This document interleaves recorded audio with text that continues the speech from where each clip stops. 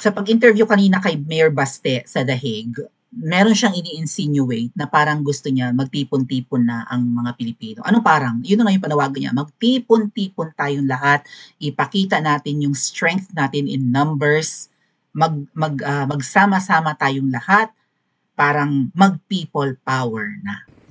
Pero sa The Hague, which is I think a very good strategy kasi hindi lang ito pagpapakita na nagkakaisa tayo for PRRD laban kay Ngiwi or sa mga abusado sa posisyon, kundi ipinapakita natin sa buong mundo na united ang mga Pilipino sa pagmamahal kay Tatay Digong. Kaya naman kahit ako mga kababayan, katulad ng panawagan ni Mayor Basti at pakikinggan natin maya-mayang konti, kung may kakayahan kayong pumunta sa The Hague, ngayong unang hearing ng preliminary hearing for PRRD, kung siya ba ay guilty sa crime against humanity, itong EJK nga, pagpaslang daw sa mga Pilipino during his term.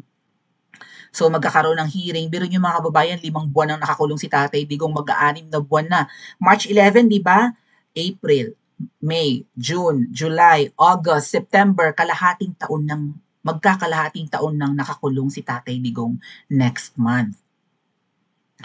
And sa tingin natin, injustice ito, 'di ba? Pag-abuso ito sa power o hindi naman tayo saklaw ng kapangyarihan ng International Criminal Court, nag-quit na tayo sa kanila, pero ikinulong nila si PRRD na para ng pinarusahan. Kasi yung makulong ka nga lang ng 1 month, parusa na yun eh. Ito kalahating taon. Tapos may edad na, 80 anyos na. Akala ko ba champion of human rights ang the Netherlands? Bakit ganito? Tapos yung interim release na nire-request natin ay hindi nag-grant. And mukhang inutil yung abogado ni PRRD kaya tayo diba, sa inip natin, sa frustrations natin, pati yung which nakabantay tayo eh habang tumatagal lalo tayong naiinis, nagagalit. Naaawa, nag-aalala kay PRRD baka mamaya sumama ang pakiramdam sa loob, namayat ng araw. So, nanawagan si Mayor Baste na magtipon-tipon next month sa The Hague at ipakita natin sa Netherlands, no, dyan sa Europe, na ganito kami karaming nagmamahal kay Tatay Digong, hindi kami pumapayag sa ginagawa ninyong pagkulong sa kanya at pagparusa. Ang nakakalungkot lang dito mga kababayan, hindi naman. Kumbaga, ang medyo limited nga lang yung pagdami ng tao sa the Netherlands or sa labas ng ICC sa The Hague. Kasi, ang may kakayahan lang pumunta ng Europe or Netherlands ang makakasali. Kaya naman panawagan namin sa lahat, kung kaya nyo rin lang naman lumipad pupuntang Europe, gawin nyo na for PRRD. Sumali na kayo. But heads up lang mga kababayan, may mananabutahe.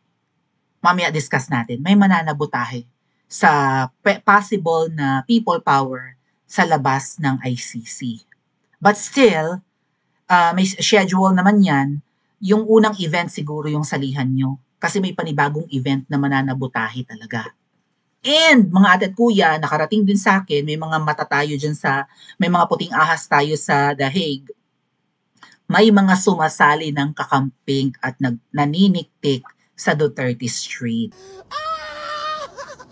Ang isa pa nga doon ay kakamping na kabaro ko pa, LGBT. Malaki ang dede, masungit ang mukha. Mukha siyang girl. Kaya shout out sa mga nandyan ngayon sa The Hague, mag-ingat kayo dyan. May mga nakikisali sa mga tao or mga Duterte supporters dyan sa labas ng ICC na mga pinklawan, nagmamanman.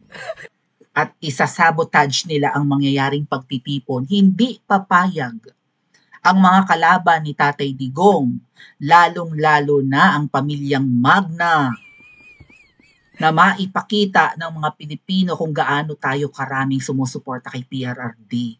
Kaya ang sasama ng ugali ng mga nandyan, yung mga double agents, yung Team Alpotera, para ma-turn off kayo at hindi kayo bumalik sa ICC. Pero again mga kababayan, makinig tayo sa panawagan ni Mayor Baste na magsama-sama ang mga OFWs sa The Hague sa paparating na September, sa buwan ng September. Per month, mga kababayan, regalo nyo na kay PRRD. Papasok na ang holiday seasons. Whenever I see girls and boys, napitipon-tipon sa Duterte Street. Sabi nung kanta. Pakinggan nga natin si Mayor Baste, mga ate at kuya.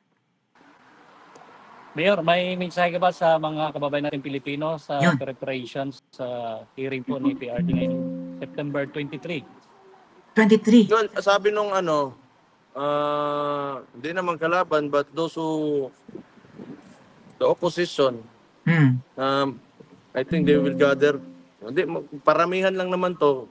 Punta tayong lahat dito. Kita tayo dito sa confirmation trial ni Yan. So that they will see kung gaano tayo kadami talaga. Yan. We've proven that sa midterms elections. We've proven that 2016 nung pagkapanalo ni PRD. And itong confirmation trial, if they are,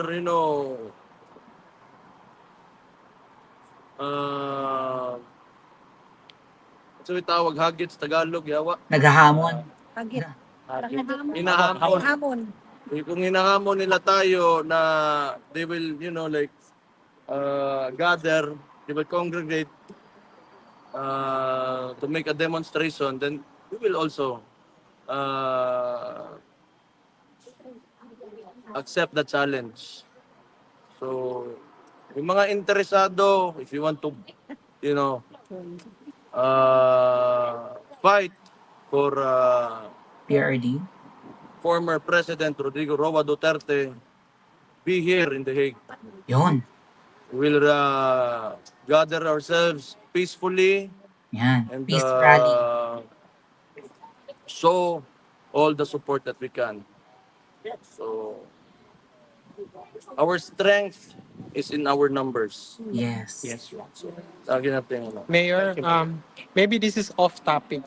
Na question Wag na yung off topic, mga kababayan. Okay. So, narinig nyo from Mayor Baste mismo, may mag-gather din next month, September 23rd, na mga oposisyon. Sino-sino tong mga to? Siyempre yung mga Pinklawan. Yung iba nga sa kanila, nagmamanman na sa Duterte Street. According sa ating mata dyan, si Agent 420. Nakikisali, kunwari, ang sinabi yata nung isang Pinklawan, kaya siya nandun, bagong mukha eh. Sabi niya, kaibigan ako ni Sas. Okay. So, opposition may mga magpoprotesta rin. May magsusupport sa gobyerno ng Pilipinas sa 23 ng September, dyan sa The Hague. Kung bagay papakita nila, deserve mo Duterte na makulong din EJK, red tagging, Duterte, Verdugo, yada-yada. Magrarally din po dyan ang mga Pinklawan. Magrarally rin dyan ang mga Marcos supporters at magrarally din dyan ang mga makakaliwa. Alalahanin nyo, si Joma Sisuning ay tumira ng the Netherlands. Yan yung naging asylum niya, di ba? Nung siya ay pinalaya ni Curicong. Hindi na siya siguro makauwi ng Pilipinas dahil, di ba, baka resbakan siya or whatever, pero mukha naman kasabwat niya. So, dyan tumira ng napakatagal, ilang dekada, 50 years bang tumira si Joma Sisuning? 80s yun. Was it 80s, 90s, 2000? Early 2000, and then 2020, year 2020. So, parang parang 4 na dekadang tumira si Joma Sisuning sa the Netherlands. Siyempre, nakapagkasta na rin ng yawa, di ba? May mga kinastahan na dyan, nanganak, baka nagkaapo na, so maraming galamay. Ngayon, since ang mga makakaliwang grupo ay galit kay Tatay Digong, di ba? Dahil nga nirat-rat naman sila ng bonggang-bongga, muntik-muntikan na tayong manalo sa mga makakaliwang grupo noong panahon ni PRRD, ewan ko ngayon, lumakas na ulit ang mga yawa. So magrarally rin sila sa 23rd sa confirmation hearing ni PRRD. First, ano tawag sa ganyan? First, yung preliminary hearing nga ni Tatay Digong sa The Hague. Kaya sabay-sabay yan, no? Ang mga Duterte supporters, pati yung mga anti-Duterte nandun. Mag-ingat. Mag-ingat po ang mga dadayo. And baka makalimutan ko lang mga kababayan, I think ito yung magandang strategy ni VP Sara, nag-ikot siya all over the world. Maraming mga binisitang lugar, 'di ba?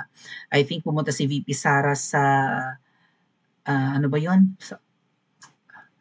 Somewhere in the Middle East, plus pumunta pa ng Kuwait recently, pumunta ng Australia, I think pumunta rin siya ng Japan, 'di ba? Lahat ng mga Pilipinong may mga kinakandak na pagtitipon in support of PRRD dinadaluhan ni VP Sara. So, hopefully yung mga binisita ni VP Sara ng mga OFWs, kung may kakayahan din lang pumunta ng The Hague, next month pumunta na po kayo. Again, kung kaya nga lang ng budget ko, baka nasa The Hague na rin ako mga kababayan. Kaya lang syempre magastos din naman yung pagtira ko abroad, so depleting yung savings ko, no? So hindi magiging madali. Supposedly sabay nga kami ni Miss Yumi na pupunta ng The Hague. Pupunta si Miss Yumi I think next month din sa The Hague, no? After niya mag-Dubai. Hindi kakayanin ng budget ko kaya hindi ako makakapunta ng The Hague. But I'm planning as well to apply for Schengen visa. And sana, sabi ko nga sa isang nagkumbinsi sa akin na pumunta ka na dito, Maui, sa Netherlands. Sabi, shout out whoever you are, ate, you know who you are. Sabi niya, dito ko na sa akin tumuloy para hindi mo na kailangan mag-rent ng titirhan. Ayun. In as much as I want to go to The Hague, hopefully hindi ko na kailanganing pumunta ng the Netherlands, mga kababayan. Which means hopefully makalaya na si PRRD para hindi na natin kailangang lumipad diyan at magpakita ng suporta, no. Sana may mangyaring maganda in September or next month, 'di ba? Sana maging paborable kay PRRD ang hearing.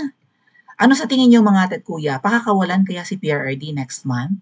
Kaya ba? Or panghahawakan ng ICC ang ating minamahal na dating Pangulo? Pa-comment nga po sa comment section at mag-like and subscribe din po kayo.